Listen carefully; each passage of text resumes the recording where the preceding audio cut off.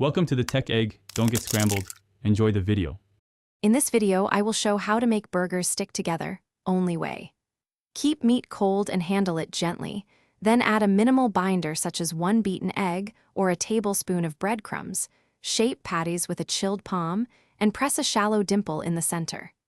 Chill patties for at least 20 minutes before they hit the grill to lock everything together and prevent falling apart while cooking. Warm and conversational tip. Choose ground beef with 15% to 20% fat for both flavor and natural binding, and avoid overmixing, which makes patties tough. If using extras like cheese or diced onions, fold them in gently and keep quantities modest so they do not break the meat matrix. Salt just before cooking to keep juices, and form patties with a light, chilled press to encourage cohesion, without compressing them too tightly for juicy results. Quick recommendation and a little pause. If you enjoy this video, please subscribe and like so I can keep sharing concise cooking tips.